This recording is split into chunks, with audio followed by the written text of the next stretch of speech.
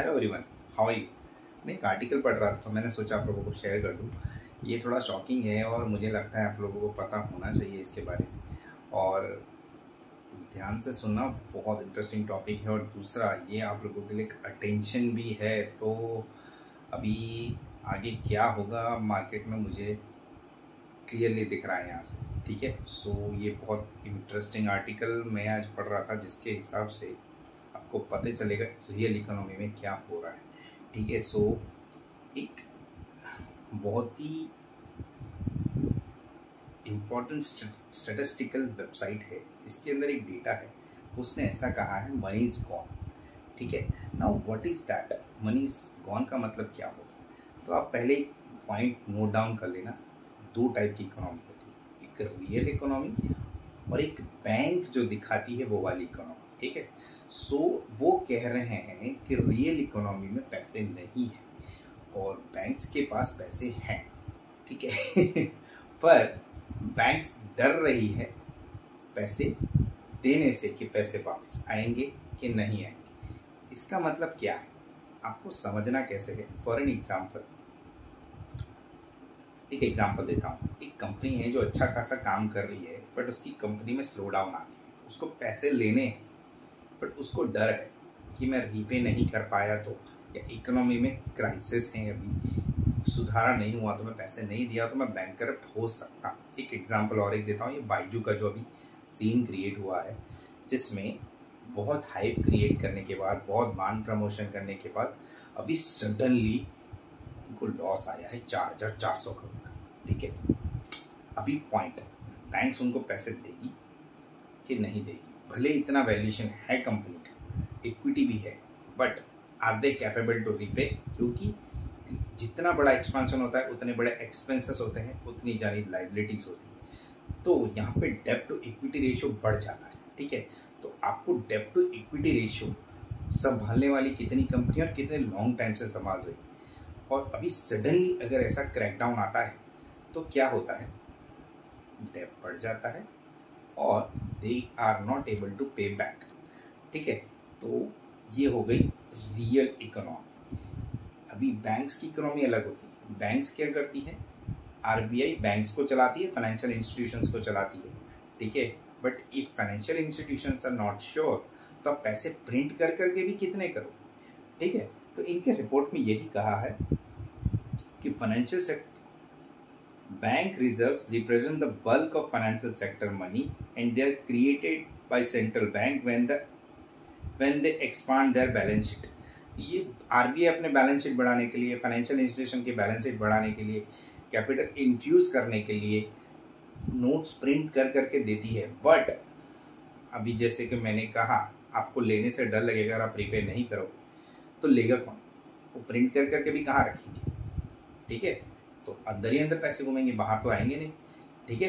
तो समझने की क्या ज़रूरत है। इन्होंने कहा है फास्टेस्ट स्लो डाउन आया है इकोनॉमी में। पहले क्या होता था, 10 साल 15 साल में स्लो डाउन आता था, 5 साल में स्लो डाउन होता था, अभी ये 2 साल में स्लो डाउन आ गया है, ठीक है। तो स्लो डाउन में आने का क्या मतलब होता है, स्लो डाउन में आने का मतलब ऐसा है कि जो इम्पल्स चार्ट है उसका, उसमें ऐसा उल्टा का जे कर्व की जगह उल्टा कर्व आया है, ठीक है। मैं लिंक डिस्क्रिप्शन में दे तो दूंगा, मेरे को डेटा कहाँ से मिला है, ठीक है।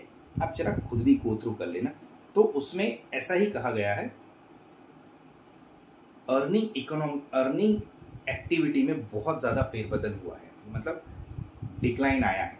और स्टैंडर्ड एंड पुअर 500 जो है, S&P 500, उसकी भी कई कंपनीज की अर्निंग में प्रॉब्लम आई है।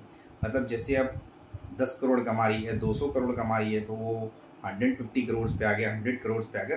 अर्निंग पे इफेक्ट आएगा तो एम्प्लॉयज़ की छटनी करनी पड़ेगी, एक्सपेंसेस कम करने पड़ेंगे, क्रेडिट कम लिया जाएगा, क्योंकि कंपनी जो अपनी इमेज बजा के चलती है वो ज़्यादा बैंक से पैसे लेती नहीं है, क्योंकि वो लोग अपना कैश यूज़ करते हैं ताकि इंटरेस्ट ना देना पड़े, ठीक है।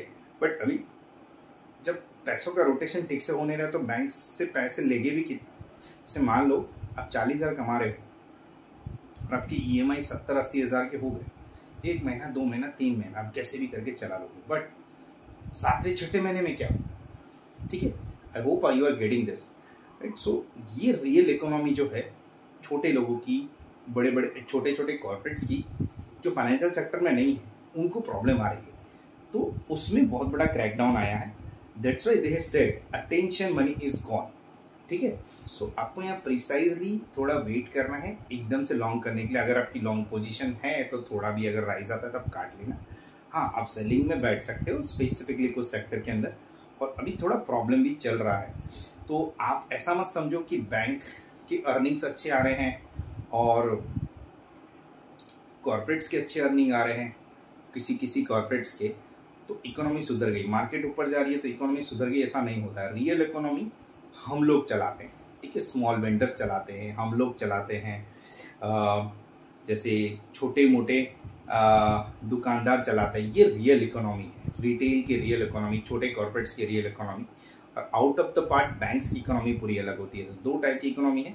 तो जो दूसरे टाइप की इकोनॉमी है उसमें बहुत बड़ा प्रॉब्लम है। फाइनेंशियल इंस्टीट्यूशन में जो था वो था, उनको नोट प्रिंट करने दो, चलाने दो, जो चलता है, बट देने की कैपेसिटी नहीं होगी तो बैंक्स पैसे नहीं देगी, वो बहुत क्लियर है। ठीक है, आई होप आपको समझ में आ गया होगा। यहाँ से ज़्यादा लॉन्ग जाने की ज़रूरत नहीं है।